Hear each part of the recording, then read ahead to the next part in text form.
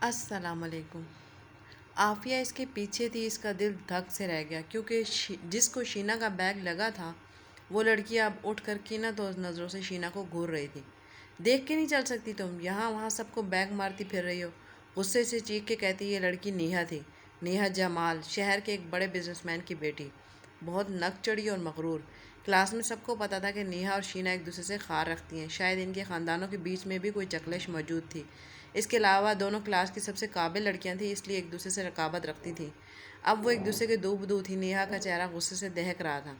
جب میں گزر رہی تھی یہاں سے تو تم ذرا ادھر کو نہیں ہو سکتی تھی؟ شینا اسی پہ الٹ پڑی۔ ایسے میں بیگ تو لگنا ہی تھا تمہیں، کمال لاپرواہی سے کہتی۔ ہونٹوں پہ ابھر آنے والی تمسخرانہ مسکراہٹ سے وہ نیہا کو اندر تک جلا کر رکھ گئی۔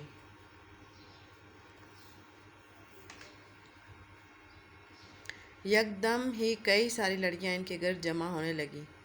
نیہا چیخ چیخ کر کچھ کہہ رہی تھی، جبکہ شینا ایک طنزیہ مسکراہٹ ہونٹوں پہ سجائے چیلنج کرنے والے انداز میں سامنے کھڑی تھی۔ عافیہ بوکھلا گئی۔ چپ، بس کرو نیہا، اس کا بیگ غلطی سے تمہیں لگا۔ وہ دونوں کے بیچ میں جا کھڑی ہوئی۔ میں اس کی طرف سے معذرت کرتی ہوں۔ معذرت کرنے پہ شینا نے اسے گھورا تھا، مگر وہ نظریں چراتی دونوں کو الگ کرنے لگی۔ اپنی حد میں رہا کرو شینا، ورنہ تمہارے حق میں اچھا نہیں ہوگا، نیہا بھپری ہوئی سی بولی۔ شدید غصے سے اس کی سانس پھول گئی تھی۔ چلو شینا، باہر چلیں پلیز، جھگڑا نہیں کرنا، ابھی کوئی آ جائے گا، مسئلہ بن جائے گا۔ عافیہ کو تو جیسے جان پہ بن آئی تھی، جبکہ شینا ہنوز پرسکون سی مسکرا رہی تھی۔ عافیہ سے کلاس سے باہر کھینچنے لگی۔ شینا ایک لمحے کے لیے نیہا کے سامنے جا کر رکی۔ آئندہ جب میں کلاس سے باہر جانے لگوں تو ایک سائڈ پہ ہو جایا کرو، ورنہ اگلی بار یہ بیگ تمہارے سر پہ ماروں گی۔ شینا اس کی آنکھوں میں آنکھیں ڈال کر سرد سی مسکراہٹ سے نوازتی نیہا کو بری طرح نروس کر گئی۔ الفاظ جیسے نیہا کے گلے میں اٹک گئے تھے۔ شینا سکون سے چلتی باہر آ گئی۔ یہ کیا تھا شینا؟ پختہ روش پہ باہر جاتے ہو عافیہ نے ناراضگی سے اپنی بیسٹی کو دیکھا جو یوں چل رہی تھی جیسے کچھ ہوا ہی نہ ہو۔ کیا ہوا؟ کچھ نہیں ہوا یار، تم کیوں ٹینشن لے رہی ہو؟ شینا نے جیسے ناک پر سے مکھی اڑائی۔ عافیہ نے ہونٹ کچلے، پھر تلخی سے اسے گھورا۔ کیا ضرورت تھی اسے الجھنے کی؟ اس نے ڈپٹ کر کہنا چاہا تو شینا جھنجھلا گئی، چہرے پہ بیزاری امڑ آئی۔ کم آن یار عافی، وہ کتنا بولتی ہے میرے بارے میں، کیسی کیسی باتیں کرتی ہے میری پیٹھ پیچھے، منہ پر کہنے کی کبھی اس میں ہمت نہیں ہوتی۔ وہ عافیہ پہ خفا ہوئی۔ تمہیں تو سب پتہ ہے، انہی سب باتوں کی وجہ سے کلاس میں سے کوئی پسند نہیں کرتا۔ تو تم نے جان بوجھ کے اسے بیگ مارا؟ عافیہ کی آنکھیں حیرت سے پھیل گئیں۔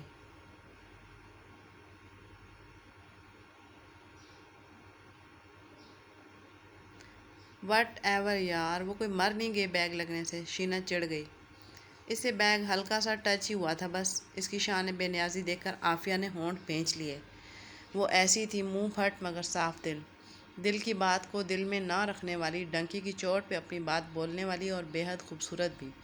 شاید یہ خوبصورتی تھی یا اس کا اعلیٰ خاندان کے لوگ اس کی تلخ ترش باتیں بھی برداشت کر لیتے تھے۔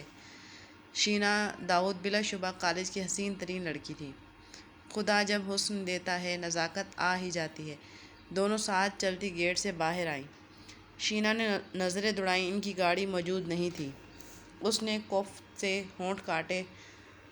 روز ہی بھائی سیاہ بڑی سی لینڈ کروز میں اسے لینے آ پہنچتے تھے، مگر آج نہیں تھے۔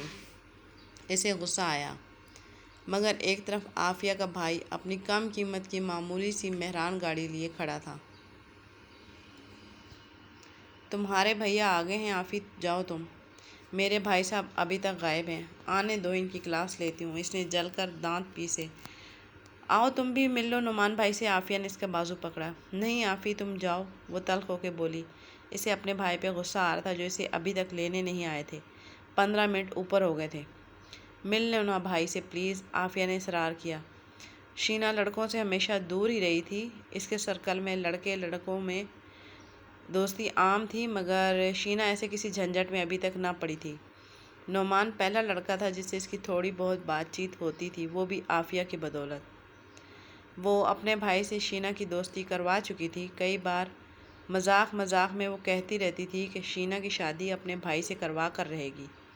شینا اس کی بات سن کے ہنس دیتی تھی۔ اسے عافیہ بے حد عزیز تھی، ایک ہی تو فرینڈ تھی اس کی۔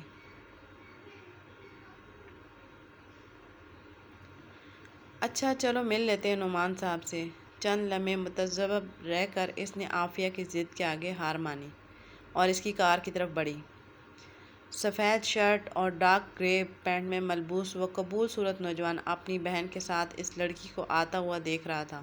اس کی آنکھوں میں عجیب سی چمک تھی۔ عثمان کے جانے کے بعد حسیب اٹھا اور گھر کا جائزہ لینے لگا۔ 3 کمروں، مختصر سے لان، ڈرائنگ روم اور کچن پہ مبنی یہ خوبصورت سا بنگلہ تھا۔ ایک روم اوپری منزل پہ تھا جسے خوبصورت گھومتی ہوئی ریکنگ والی سیڑھیاں جاتی تھیں۔ گھر کا ایک مختصر ٹور کرنے کے بعد وہ ہونٹوں پہ مسکان سجائے کچن کی طرف آیا۔ یہ جگہ اس سے کئی گنا بہتر تھی۔ وہاں اسے رفیع کے ساتھ رہنا پڑتا تھا۔ گھر چھوڑنے کے بعد رفیع سے اس کا خاص تعلق بن گیا تھا۔ وہ دونوں صحیح معنوں میں ہم نوالہ اور ہم پیالہ بن گئے تھے۔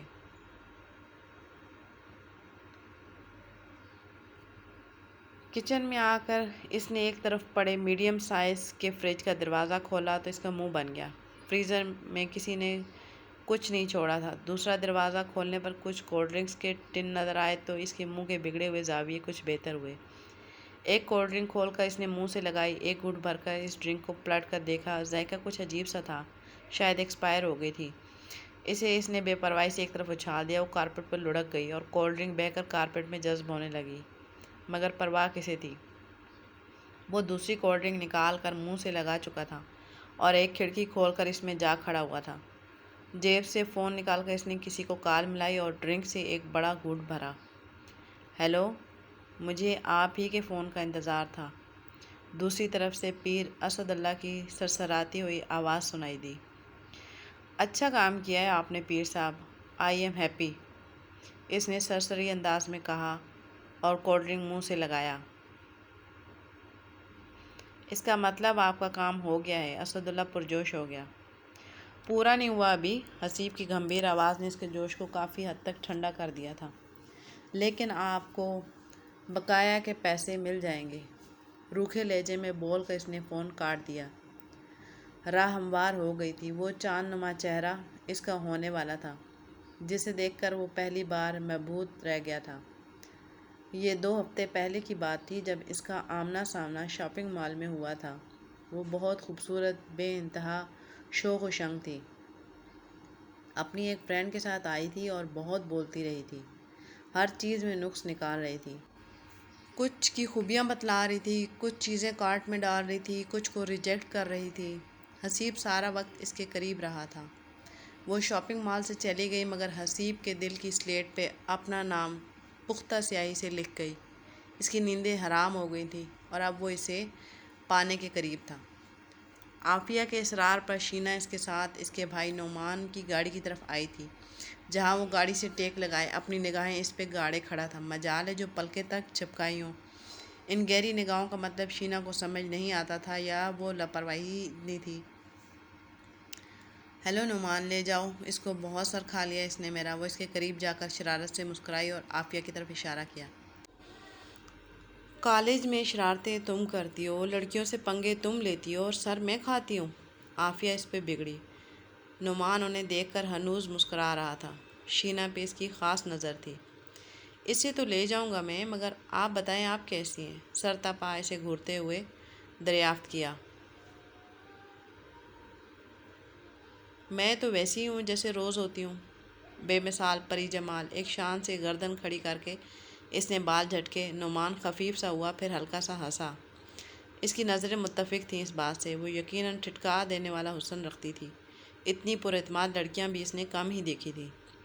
چلیں آپ کو بھی گھر چھوڑاؤں، لگتا ہے آپ کے بھائی نہیں آئے، رسان سے کہتا وہ اسے آفر دے رہا تھا۔ شینا نے نفی میں سر ہلا کے اس کی امیدوں پہ پانی اڈیل دیا۔ تم دونوں جاؤ، وہ دیکھو دانش بھائی بھی آ گئے ہیں۔ دور سے اپنی سیاہ لینڈ کروز آتی دکھائی دی تھی۔ میں بھی چلتی ہوں، ہاں میری فرینڈ کا خیال رکھنا، اسے کچھ نہ ہو، نعمان سے کہتی اس نے ایک نگاہ عافیہ پہ ڈالی۔ واہ، اتنا پیار، اتنا خیال ہے آپ کو اپنی فرینڈ کا، جو بار بار تاکید کر رہی ہیں۔ نعمان شوق ہوا تو شینا نے ان دونوں کو گھورا۔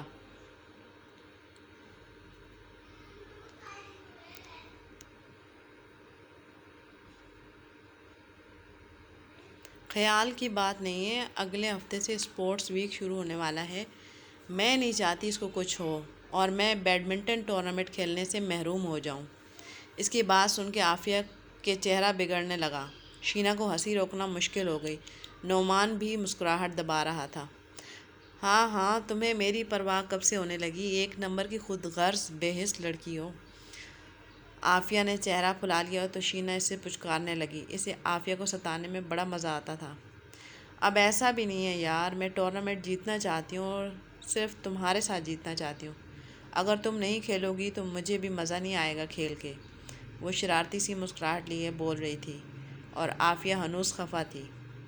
تم میرے بغیر کھیل لو گی؟ عافیہ نے خفگی اور امید بھری نظروں سے دیکھتے ہوئے سوال کیا۔ انداز ایسا تھا جیسے جواب ہر صورت نہ میں سننا چاہتی ہو۔ شینا کے حوالے سے وہ بہت پوزیسو تھی۔ ہاں کھیل تو لوں گی، لیکن وہ مزہ نہیں آئے گا جو تمہارے ساتھ کھیلنے میں آتا ہے عافی۔ اس نے مسکرا کے کہا تو عافیہ کا چہرہ اتر گیا۔ خفگی گہری ہوئی تھی۔ شینا، اگر میں نہیں کھیلی تو تم بھی نہیں کھیلو گی، ٹھیک ہے؟ اس نے جیسے یقین دہانی چاہی۔ شینا کے ہونٹ مسکراہٹ میں ڈھل گئے۔ اچھا بابا، نہیں کھیلوں گی تمہارے بغیر، اب جاؤ۔ ان دونوں کو خدا حافظ کہتی وہ اپنی گاڑی کی طرف آئی، جہاں دانش بھائی فرنٹ سیٹ پہ بیٹھے موبائل میں نہ جانے کیا کھوج رہے تھے۔ سلام کر کے وہ دھم سے ساتھ والی سیٹ پہ بیٹھ گئی اور دروازہ بند کر دیا۔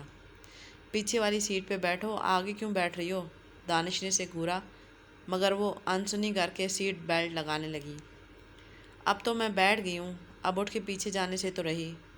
آپ یہ بتائیں اتنے لیٹ کیوں ہو گئے؟ وہ تیوری چڑھا کر دانش پہ بگڑی۔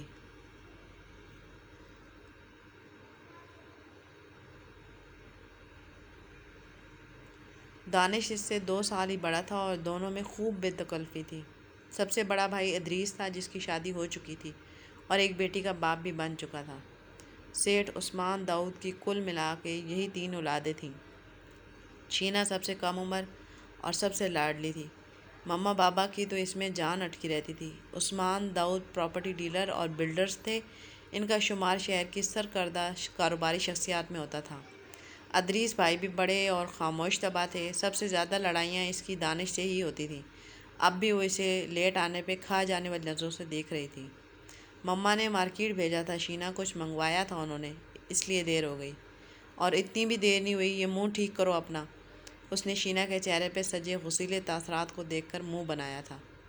کیا منگوایا مما نے؟ اسے تجسس ہوا تو دانش سے دریافت کیا۔ خود ہی دیکھ لو پچھلی سیٹ پہ، وہ ڈرائیونگ کرتے ہوئے بولا۔ گاڑی گھر کی سمت جا رہی تھی۔ شینا نے دونوں سیٹوں کے درمیان سے پیچھے دیکھا۔ کچھ پیکٹس پڑے تھے، سینڈوچز، کوکیز اور برگرز، پتہ نہیں کیا کیا۔ اسے حیرت ہوئی۔ یہ کیا ہے؟ کیوں منگوائی مما نے یہ چیزیں؟ کوئی آ رہا ہے کیا؟ الجھ کے دانش سے سوال کیا تو وہ مسکرانے لگا۔ شینا جھنجھلا گئی۔ کیا دانت دکھا رہے ہو؟ بتاؤ نا، کون آ رہا ہے؟ غصے سے بگڑ کے پوچھا۔ وہ پھر بھی ڈھیٹ بن کے مسکراتا رہا۔ شمسہ خالہ آ رہی ہیں، ساتھ ان کا بیٹا بھی، فیضان۔ اس نے لمبی سانس لی۔ کیوں؟ اس کے سوال پہ دانش کے ہونٹوں کی مسکراہٹ گہری ہوئی تھی۔ تمہیں لینے آ رہے ہیں۔ وہ مسکراتے ہوئے شینا کے چہرے پہ ابھرتی غصے کی سرخی کو دیکھنے لگا۔ اس کے گال تمتمانے لگے تھے۔ اب اس بات کا کیا مطلب ہے؟ وہ غرائی تو دانش نے کاندھے اچکا دیے۔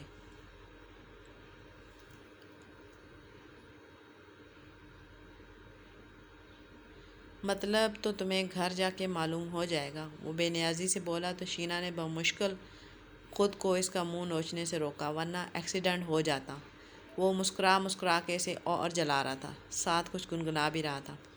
وہ ہونٹ کاٹتے ہوئے گاڑی سے باہر دیکھنے لگی۔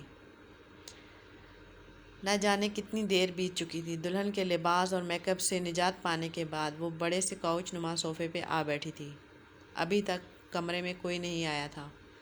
مجھے یہاں ڈال کے بھول تو نہیں گئے یہ لوگ، اس نے سوچا، پھر سر جھٹکا۔ دن بھر کے ہنگاموں سے اسے بے حد تھکن ہو رہی تھی۔ آنکھیں بوجھل ہونے لگی۔ باہر سے آتی آوازیں بھی اب مدھم پڑھتے پڑھتے بالکل ختم ہو گئی تھیں۔ کئی گاڑیاں سٹارٹ ہوئی تھیں، شاید سب لوگ چلے گئے تھے۔ اس پہ غنودگی طاری ہونے لگی۔